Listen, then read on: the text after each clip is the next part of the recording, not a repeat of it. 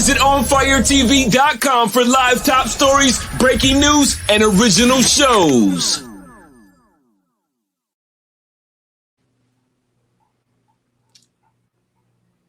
Welcome back. You may Dominic K in here, of course, the DominiCShow.com, OnFire-TV.com. A lot of things going on, and a lot of things that we need to get into. Before I go to my special guest today, the Flywire and TFP Entertainment presents the Flywire's 15th annual White Tie Affair. This is Baltimore's biggest and most celebrated event. It happens Sunday, July the 24th from 5 to 10 p.m. at Hammerjacks. This is an outdoor venue, 1300 Russell Street in downtown Baltimore. After a 2-year wait, the party of the year returns with another exceptional, fun, and elegant red carpet cocktail reception. Music by DJ Kibi, DJ Tons, and Super DJ Big L. This is a white party, so the attire is fly. It is all white. Venue's outdoors, so ladies, no high heels. Sandals, wedges, sneakers, and flats are highly recommended.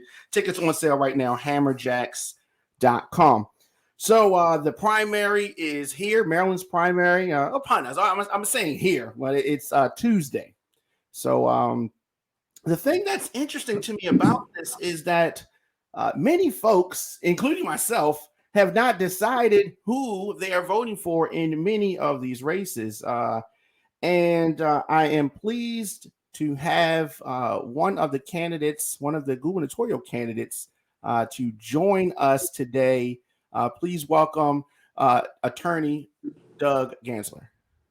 Thanks for having me. I'm hopeful to help you with that decision during our conversation. Good. Absolutely. And so in your journeys, have you seen that folks are still open to making a decision?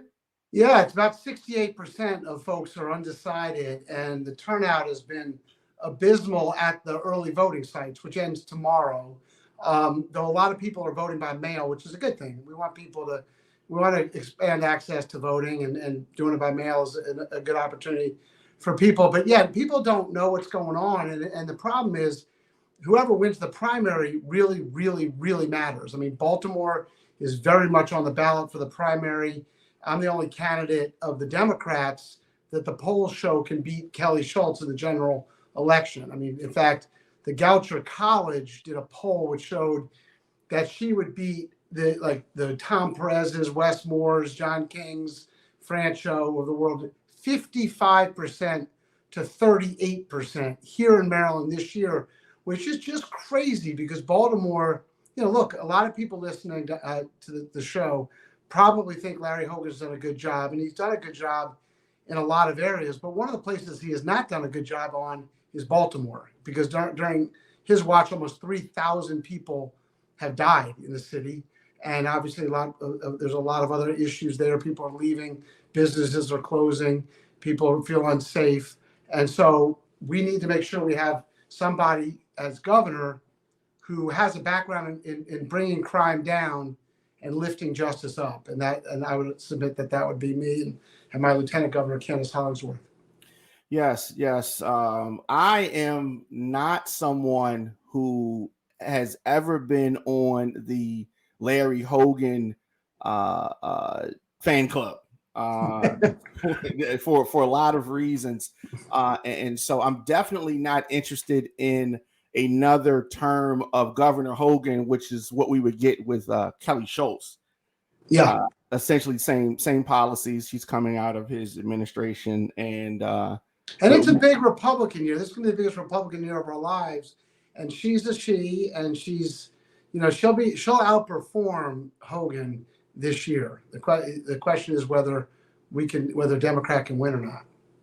Yeah, and so I guess that you are of the mindset that Schultz beats Cox. I do, and I'll tell you, Dominic K, what I don't like. I mean, so the Republican Governors Association did a poll, and they showed that I was the only Democrat that can beat Kelly Schultz, but not even necessarily. I mean, that would even be close. So what they just did, the Democratic governors, mind you, the Democrats who called Donald Trump the devil incarnate because he is, just gave $1.3 million to Cox to try and beat her to give a better chance for whoever the Democratic nominee is. I don't like the optics of it. It doesn't work. And it's a little bit hypocritical of the Democratic Party. We should just put up, I mean, look, I was the Attorney General for 8 years. I was the state's attorney for 8 years. I was federal prosecutor under Eric Holder for 6 years. You know, I've done this. I was the head of the NAACP Criminal Justice Committee back in 1989. I've been working on criminal justice issues and driving down crime. And that's what Baltimore needs right now, among other things. But that's a big issue.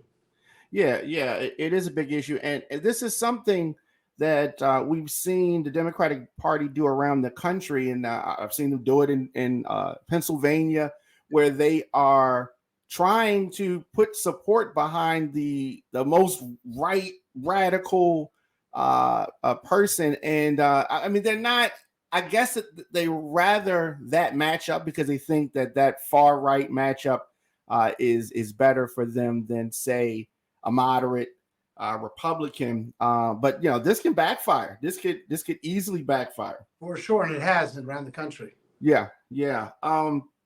So as far as you, what made you want to run for governor of Maryland? You know, I believe in public service. I was in government for 23 years. I'm obviously by far the most experienced candidate in this race. And, you know, look, I lost the last time. I ran in 2014. I was the sitting Attorney General of Maryland. I ran against the Lieutenant Governor, Anthony Brown, and lost in the primary. And then, you know, as a direct result, we had a Republican governor for 8 years. I'm hopeful that the party does not commit political suicide and do the same trick again. But, you know, look, during COVID, like you and many others, I just sort of did a lot of in introspection, reflection, thought about who I am, what drives me. What drives me is helping people, whether it was when I was president of all the attorneys general in the country and I did the national mortgage foreclosure settlement and got $2 billion into Maryland to help people to fight the big banks and keep people in their homes and away from being foreclosed upon. I still have people come up to me every day and thank me for that.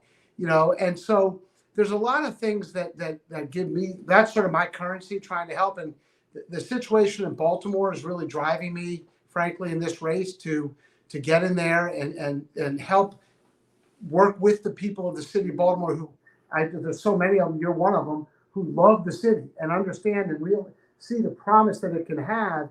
And it's just being held back by lack of leadership at the state level, the city level. And we need to turn that around. And I can't wait to roll up my sleeves and do it. Yeah, that is true. A lot of things need to be turned around in the city as well as the state. So as far as the governor, what do you think is the number one job of the governor? Keeping the citizens safe. Whether it's making sure your children can go to school in a safe environment, both getting to school and getting back from school, in addition to being at school. And so, you know, as I mentioned, look, I put the first drug court in Maryland's history because we put way too many people in jail, and we ought to have ways to keep them out of jail, and drug court does that. I put the first domestic violence dockets in Maryland's history. I started the first civil rights department in Maryland's history. Started the first family justice center. So these are kinds of things we need to have on a statewide basis to really to make sure we protect our citizens. And then, you know, sort of an offshoot of that right now, which we're seeing, and it's actually been helping me. I knock on doors every day. I don't take anything for granted. And is what the Supreme Court is doing. And the Supreme Court, in my view, is making people less safe. And they're doing it by taking away people's rights. For example, the right to an abortion, which will disproportionately affect underserved folks and people of color who will not be able to, you know, go to some other state, and people are gonna die. And they're putting more guns on the streets by getting rid of the concealed carry. So we need to make sure that we have somebody, a Democrat with democratic values, that can win the general election, to make sure we have a brick wall against any whittling away at abortion rights, and to keep guns off the streets. And look, we put too many people in jail. I get that. But people who are felons that are carrying guns and using them in crimes of violence, nobody's getting killed in Caves Valley tonight. Not many in Roland Park or Guilford, but, you know, in communities of color and underserved communities, people will. and we need to make sure that we're working to make sure that we understand that those folks should be safe also. Absolutely. So let's unpack crime a little bit. So that is something that Baltimore City has been dealing with for before I was born. So what, in your opinion, would you be able to do to help address crime and poverty? Because I believe that the two are related in Baltimore City and in other parts of Maryland. Yeah, and so there's no one else in the race on either side that has any background whatsoever in criminal justice at all. Maybe some have gotten a parking ticket. I don't know, but so understanding where I come from, understanding how it's supposed to work is critically important. I remember, I was with Eric Holder in D.C. in the 90s, and they were saying, no, we can never fix this. This can't get fixed. Oh, drive-by shootings, crack cocaine. You remember back in the day. And you can't get an apartment there now because it's too damn expensive. And Baltimore is a better city. It's got more promise and more potential. So having someone who understands the difference between a conviction and an indictment is a start. And then having the experience in government, like I was Attorney General for 8 years, State Attorney for 8 years, Federal Prosecutor for 6 years. Not just because I've been sitting around, but I understand the levers of government work to make things happen. So specifics, we're going to put 1,000 new police officers in the city. They're going to be trained de-escalation techniques. We're going to have community prosecution, which is like community policing. So they work with the community police to help bridge that trust where, Pigtown has its own prosecutors, Fells Point has its own prosecutors. Every section of Baltimore has its own prosecutors working with the community police to help bridge that lack of trust between the community and law enforcement that serves them. We're going to have 10,000 new lights in the city. Crime happens in darkness, and we're going to light up the city and make sure that it's a bright, vibrant place where people want to go. We're going to put a drug court in the city so we keep people out of jail and get them help and the services they need. We're going to put a domestic violence court in the city. We're going to make sure first responders have access to licensed mental health professionals, which they need. We're going to laser target guns and gun crimes and gun cases. We're going to actually do something called papering, which is what we did at the U.S. Attorney's Office, where the police come to the prosecutor before they go to the judge. So the prosecutor can determine, is that a case that's supposed to be in the system? Is that going to clog the system?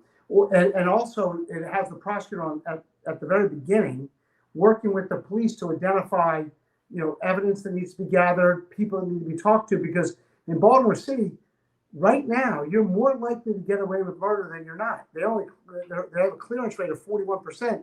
That's outrageous. When I was State's Attorney in Montgomery County, the most diverse county and jurisdiction in the state, 1.1 million people, we had 13 murders a year, not a weekend, a year. And so that's where we ought to go to get to in Baltimore. So what would you say to folks that are apprehensive about your approach of more police? Well, they shouldn't be, because they should be recognize that crime disproportionately impacts communities of color and underserved communities, and that my primary focus has always been lifting justice up. So, for example, when I was State's Attorney, every time a police officer shot his or her gun, I put that right in the grand jury. I didn't whitewash it. I said, let the 23 people in the community make that decision, whether that was a justified shooting or not. And so I believe that people deserve to be safe if they don't have money. And I think that, and a lot of it goes to training, diversity, community prosecution. One of the components of that is prosecutors go to the roll calls for the police, work with them on training and issues on what the law is and what the law shouldn't be, and build back that respect for police officers that we used to have. Put SROs in schools so we stop pipelining kids from high schools into the juvenile justice system, deal with issues on the school with parents, students, the administrators, and the teachers.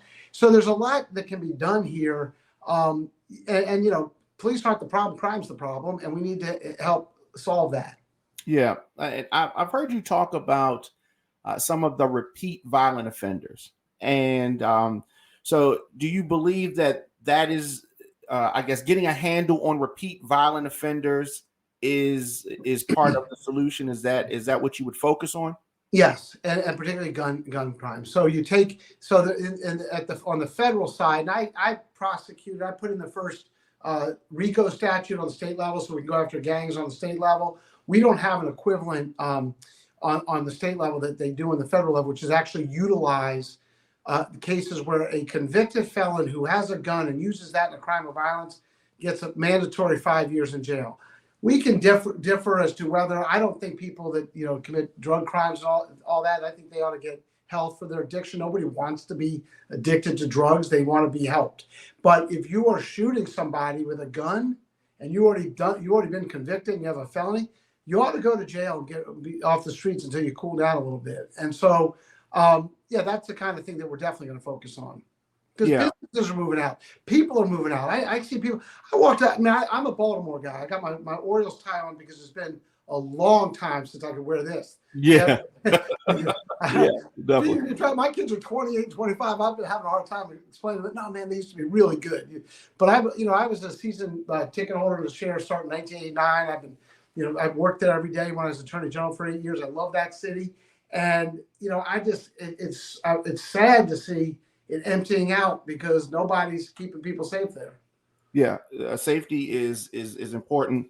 Obviously, something in the news as of recent would be the tragedy that happened near the Inner Harbor with squeegee kids.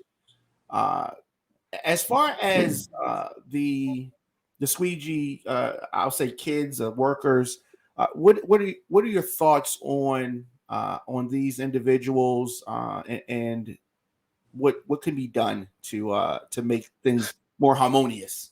Well, I mean, that's a little bit goes to the question you asked before about poverty. I mean, nobody wants to be addicted to drugs. Nobody wants to be a squeegee kid. They didn't grow up thinking that I want to do that. Right. And so we need to make sure that everybody has access to opportunity, whether it's public health, housing, education, which is just abysmal in Baltimore City, and a job. And the job shouldn't be being a squeegee kid. And frankly, nobody wants to drive into Baltimore and get attacked by the squeegee kids either. And so it's a problem on both sides. But we need to provide opportunities for those. We both sort of hesitated kids. Some of them are young adults. Right. But we need to make sure they have a job and say, hey, look, here's a job. The unemployment is very low. And if they're going to work hard enough to get up and go out there and be a squeegee person, they should be able to get a job and actually start to build wealth. And I think that's where we ought to be focused, not having sort of attacking them for their situation and their plight. I mean, I started a lacrosse league up there. I play lacrosse. I played lacrosse my whole life. Baltimore City was left out. It's the state sport of Maryland. When Gilman plays St. Paul's, there's 20, 30, 40 kids are going to go play college lacrosse on scholarship, a lot of them. And there was no opportunity in Baltimore. So I started this league about 12, 13 years ago called Charm City. We play over in Carroll Park on Saturday mornings. We went over to Patterson Park for a little while as well. And, you see these kids, they're bright, happy, wonderful, nice kids. And their circumstances sometimes make it so that they're not going to be able to, if they live long enough to graduate from high school, they're likely not to be able to read at an 8th grade level. And then you're trying to figure out why they're out there being a squeegee kid. And it's because we don't give them opportunities. We don't provide them with that education because that's empowerment. And that's what we need to do. We need to focus on that and not sort of where they are right now, which is doing something they definitely don't want to do. And the people on the cards don't want it to be up to them. So we need to provide them an opportunity to get out of that. All right. So let's talk about that. As far as education, as far as the investment, what specifically would you do to help improve education in Maryland? Well, we have a lot of money, and we're going to have more money. I was the first candidate to call for legalization of cannabis because it's a way of putting Black people in jail, frankly, and it's it's legalized everywhere else, and it'll be legalized here. And when we do, we ought to make sure we have minority businesses as part of that, because we need to build wealth for the African American community, not just minimum wage jobs. That said, that'll bring in some more money.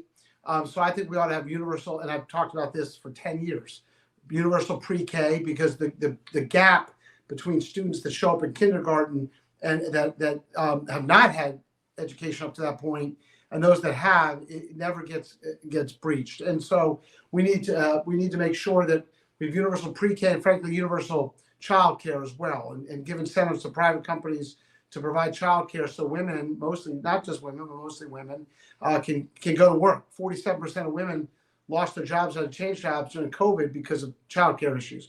Yeah. So that's part of it. I think we need to make sure that we have vocational opportunities in our schools. Not everybody wants to, go to Yale or Harvard. Some people want to be a plumber, which pays six figures, and be an HVAC person or what have you. And that's great. We ought to make sure that they're licensed to do so before they get out of school. We need to make sure, it's a little offbeat, but I've always been a big advocate about returning citizens and making sure that returning citizens are able to get certifications while they're locked up, whether it's as an auto mechanic, culinary arts, so that when they come out, they can go get a job from a company that gets a tax break for hiring them, and you give them an opportunity not to go back, to succeed.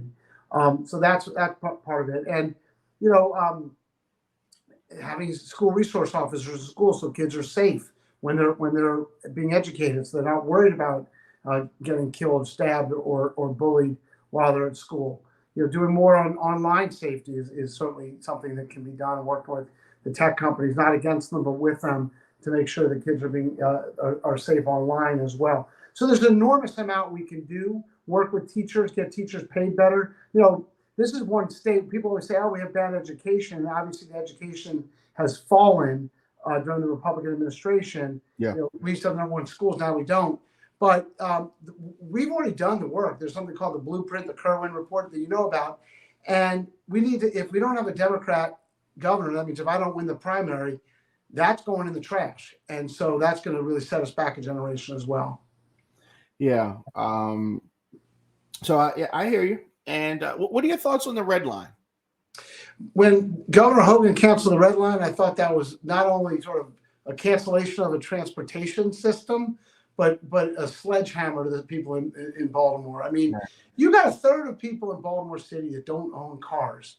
And then you're talking about crime, you're talking about squeegee boys, and if you can't get to work, how that's not on you. They had a red line, they had the money. It was budgeted. We already sunk a ton of money into it. Right. So I want to see the red line, and we ought to have more of a comprehensive transportation system for Baltimore in general.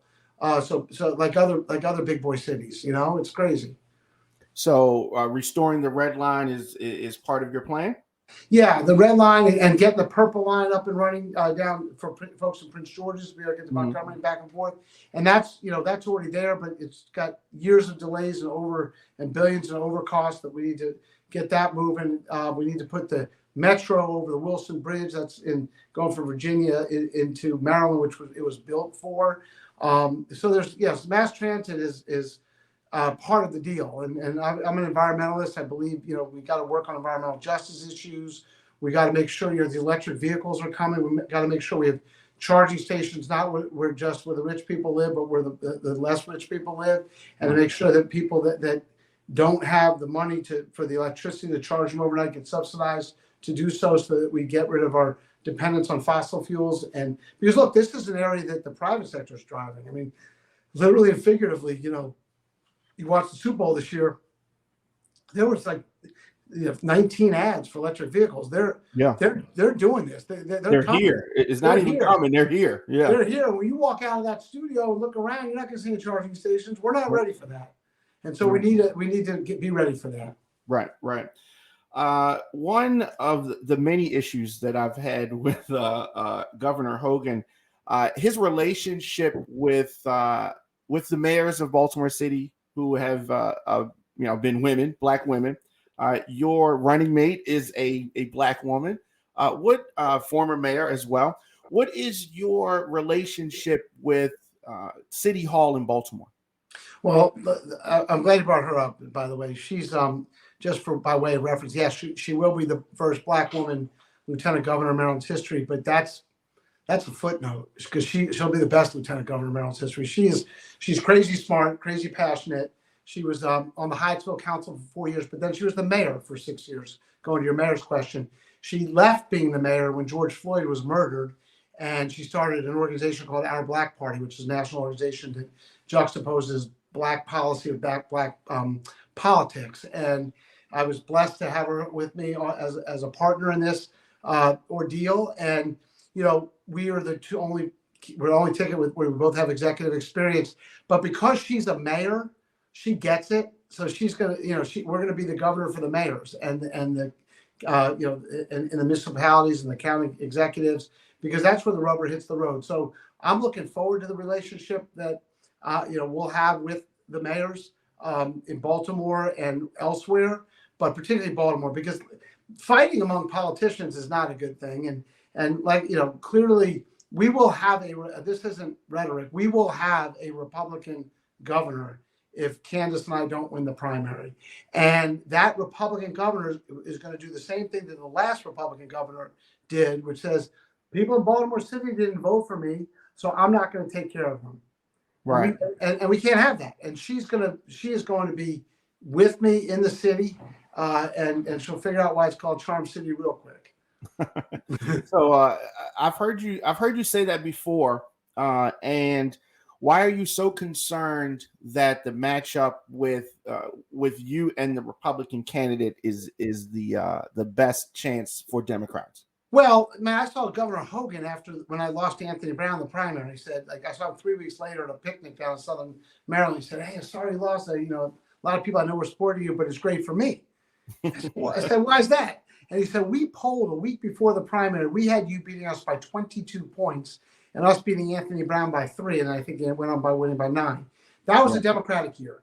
The last election, we had Ben Jealous and people like Peter Franchot did not endorse him, and we had all kinds of issues. So Ben Jealous lost by the most of any Democratic candidate ever in the history of Maryland, again, in a Democratic year. Now we're in the most Republican year of our lives.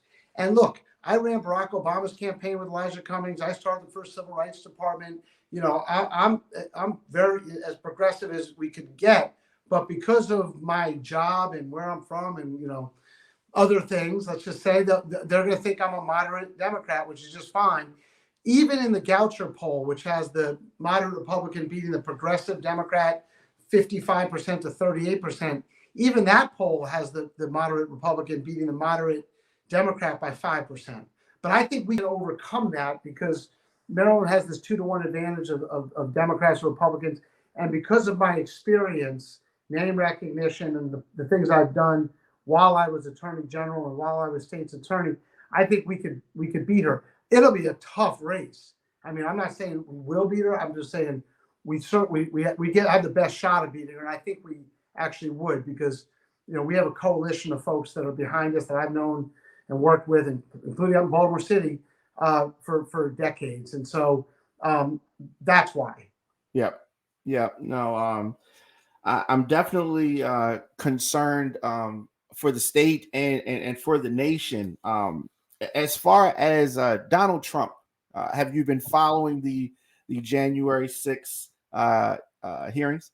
I have. Jamie Raskin is one of my closest friends. In fact, when I was state's attorney, he was my campaign chairman. We go back, decades, and so we walk our dogs together and we talk all the time. And there might be smarter people out there, but I haven't met them. And he's done a phenomenal job. Yeah, he's very smart.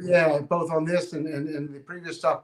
So I've been following a little bit. I am in the middle of an election, so I'm doing early vote, knocking on doors. I work hard. I'm not knocking on doors every day and meeting people, but I watched a lot of it. And, those people that crawled out from under that rock, and started climbing up the walls and doing what they did, they ought to be held accountable. And thankfully they are. I mean, hundreds and hundreds and hundreds have been prosecuted, and that's treason, and that shouldn't happen in this country. And I just would like to see Donald Trump go away. Yeah, I would like to see that as well. Would you have sent the National Guard to the Capitol? Yeah. I mean, our country was under attack. Yeah. I wouldn't send the National Guard, by the way, into Baltimore for the crime problem. But that was my next question. Well, because I think that's a systematic problem, and Rashawn Baker, who is a candidate he'll be on the ballot, is wonderful. He's actually the other person running that was qualified to be governor. Some of these cats that are shaving one morning and look in the mirror and they see a governor in the mirror and say, "I think I'll go run for that. I'm from New York or whatever. I think I'll run for governor." Rashawn's great. Now, he called for the National Guard. We disagree on that. because I think the problems are much more institutional and systematic. And that might be a Band-Aid, so the murder rate will go down for the weeks that they're there, but then they got to leave some point. And I just think that smacks of home rule and Baltimore, you know the people in Baltimore, working with people in Baltimore, we can solve this problem. We just need leadership to do it. And I'm prepared to do that. And I can't wait to work with the folks in Baltimore. And here's the thing. The answer to the question cannot be that's how we've always done it. But any other answer is on the table. Yeah, I agree with that. And what would you say to folks that think that it's time for somebody new? And you were talking about some of the candidates that don't have experience. So what about the constituents that think we need somebody that's new, that hasn't been in government to get us to the next level? Well, a couple things. First of all, you got to get elected first. So Tom Perez with the socialism stuff, I think that's going to hurt him, and Westmore with the vetting problems, and Francho being 75 years old and sort of ideologically untethered. I think it's going to hurt him. But I think experience matters because it means you can sort of work the levers of government. But B, let's say you just won the jackpot and you're going to go fly to Europe tomorrow. And someone like I've got 23 years of experience in government. And let's say you heard the pilot has been flying back and forth on that trip for 23 years, and there's going to be some turbulence on this trip. And then you hear you can either go with that pilot or you can go with somebody who's fresh and new and in their 40s and never lived in New York their whole life and just rolled into Baltimore and said, I think I'm going to run for governor. And I've read about how that works. I've read about how that plane can fly overseas. Would you get on that plane with that guy? And you don't have to answer, but I think you want the 23 years of experience. So I think experience matters. I think particularly on the crime issue, there's no one else in my race that has any experience in that. So I think people are gravitating toward that. And and like I said, I knock on doors every day. I did 3 hours today. What's been interesting is the sort of turn on this electability issue. Ever since the Supreme Court started stripping away rights and putting more guns on the street, people are like, okay, yeah, that's a nice commercial. Yeah, he did this and all that, and he had a paper route and he, whatever. I need somebody who's going to win and protect me and my rights. And so now they're looking at this race a little differently. And with 68% of folks undecided on who to vote for, I don't know who's going to win this. I'm not going to sit here and tell you I'm going to win. I think, I can't, and I think the state will be in great shape. And I really believe in my heart of hearts, I wouldn't be doing this, that I'd be the best governor and working with Candace Hollingsworth. And so that's why I'm out here doing it. And I believe in it. I want to help people and I'm excited about it. But so that's where we're at right now. And we'll find out. Actually, we won't find out Tuesday because they're not even counting the mail-in ballots till Thursday, and a lot of folk are actually doing the mail-in. Early voting is nobody's voting right now. Yeah, it is. It really has been a low turnout, and folks are not. I don't know. Folks are not energized. They are not. They're not. And this is. I know it's a non-presidential election, but this is super important. I liked your analogy with the plane because our lives are literally on the line, and the election is super important. Or as one of my boys said to me the other day, I like my NFL quarterbacks to at least play some high school ball. Yeah. Okay, that's fair. It's like, okay. That's fair. So how can folks find out more about you, support your campaign, and the such? Well, go online, DougGansler.com, and I appreciate this opportunity tremendously. But also, I vote. I mean, you got to vote. And people complain, and they're going to say, oh, wait, we got Tom Perez, Wes Moore, Peter Francho. Those guys can't win. And why do we have them? Well, because you didn't go vote, And that's what happens. People don't realize the importance of primaries, especially in the city where there's no other sort of, you got the state's attorney's race. You have that. But there's not much, which is getting some attention. But there's a lot of places where there's no sort of contested races. So people are like, my vote doesn't matter, but it sure does. It sure does matter. No, and Baltimore's on the ballot, as far as I'm concerned. So I'm hopeful that we can pull this through and that you and I can have this opportunity on a regular basis. Yeah, that I would like that. I would like that. So yeah, I'm going to be voting on Tuesday. But I really encourage folks to get out and do it. It is very, very important. I mean, we can't complain about what happens, what we get if we do not participate in the process. Mm-hmm. And I tell folks all the time, voting is part of it, but we also have to stay engaged after the vote, after the election. I'm sure that you're knocking on doors. You hear people say, "Oh, politicians only come around when they want our vote." But it's a two-part thing. Constituents have to be engaged, and then also that's how they can hold the elected officials accountable. That's right. Yeah. Orioles in the wild card. They're 500. They're they're there. I mean, it's like they're what 16, 17, 18 out. You're like, wait, wild card, but they're there, and that'd be great. I mean, it would be. I didn't see the season. I didn't think I didn't think we would even have a possibility. Well, you can only rebuild so long. Right. At some point, you're built. Right. Right. We'll see, but it's nice. Look, it's a nice. Even if it's just a flash, it's kind of nice to see. Maybe people go back to the park and that'll be good. Yeah, absolutely. I really appreciate you taking some time to speak with me and my listeners. Best of luck to you. Thank you. I appreciate you. Take care. All right, have a blessed day. Thanks. You as well. Thanks. All right, folks. We have had the opportunity to have a great conversation with candidate Doug Gansler. As I said, the primaries take place here in Maryland on Tuesday.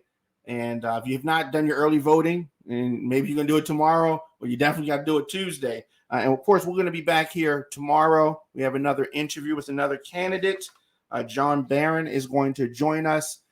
And of course, on election night, Tuesday, 8 p.m., join us for the Election Day special. I'm going to be joined by several folks. Several folks, we're going to be talking about this race, the governor's race, and many, many others. We were joined today by Doug Gansler. If you want to find out more information about him and Candace Hollingsworth, visit DougGansler.com. So, the state's attorney's race, another race that folks in Baltimore are really looking at.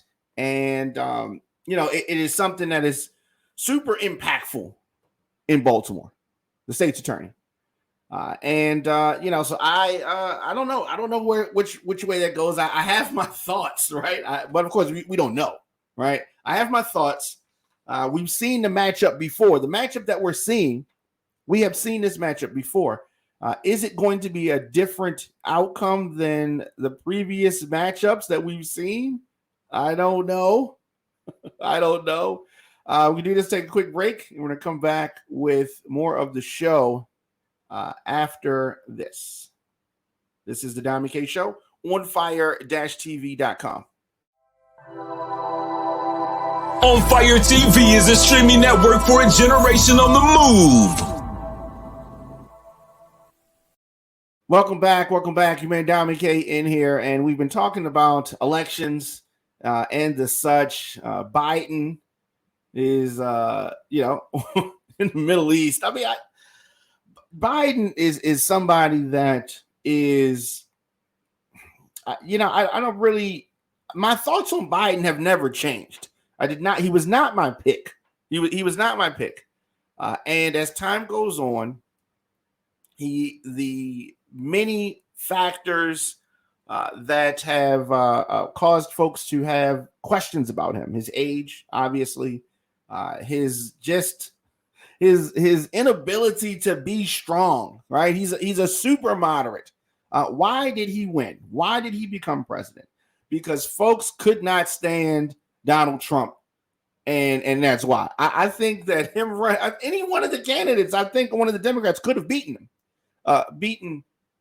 Trump, because nobody wanted Trump anymore. And it's not that people thought that Joe Biden was going to be the best president.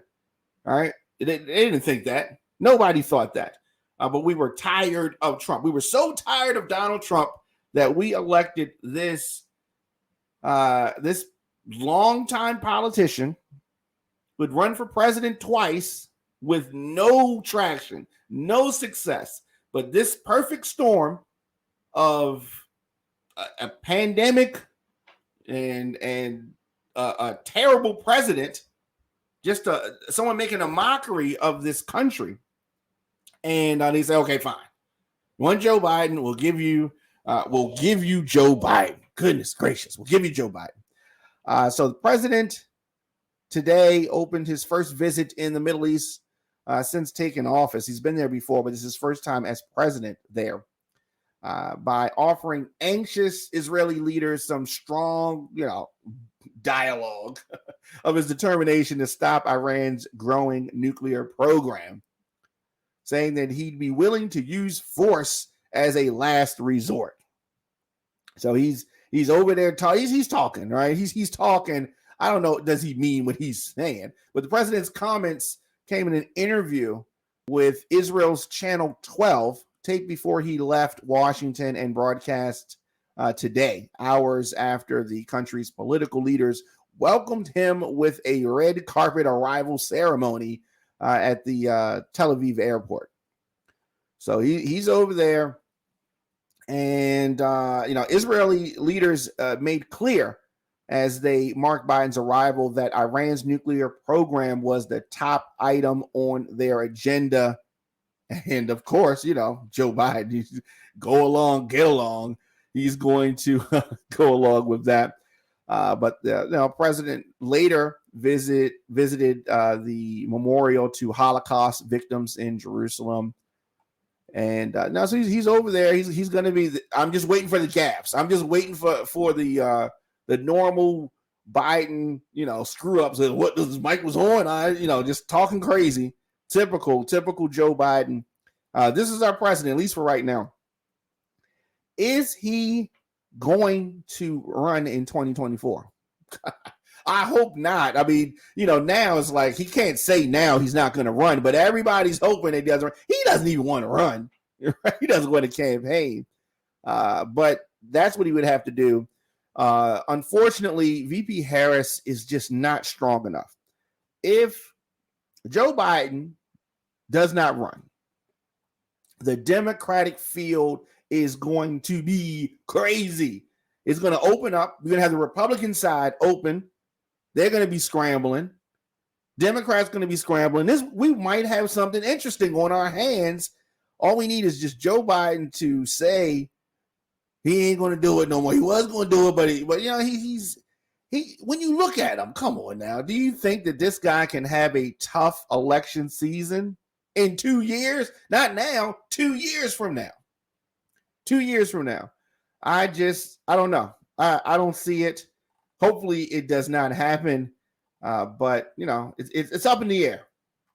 It's up in the air. You may Diamond K in here, of course, the Diamond K Show on fire-tv.com. For the past 16 years, the Baltimore Crown Awards has been connecting, developing, honoring, and promoting the Baltimore scene. Get your green clothes ready, formal, semi-formal, or however you feel fly, because the 2022 Baltimore Crown Awards is an emerald party. The nomination process is happening right now. This will determine the actual nominees for the show. They need your input. Visit thebaltimorescene.org, thebaltimorescene.org. Tickets on sale now for the 16th annual Baltimore Crown Awards, and it goes down Saturday, November the 19th at the Garage, 6 Lafayette Avenue in Baltimore, 21202, hosted by Desi Alexander. As I said, thebaltimorescene.org, or text 443-248-2596. It is the Baltimore Crown Awards. Had a lot of fun today. Some very, very interesting discussion about the election, the Maryland primary. We were joined today by attorney Doug Gansler. He's running for governor, and his running mate is former Mayor Candace Hollingsworth. So she's pro-black. She's pro-black. She's a pro-black agenda. And I'm looking forward to meeting her and talking with her. So, that is, let me get this on the screen. All right. So you want to find out more information about Doug Gansler and Candace Hollingsworth, you can visit DougGansler.com, DougGansler.com. All right. So we're going to take a quick break and, it's actually not going to be a quick break. We're going to come back at the top of the hour, with more of the program.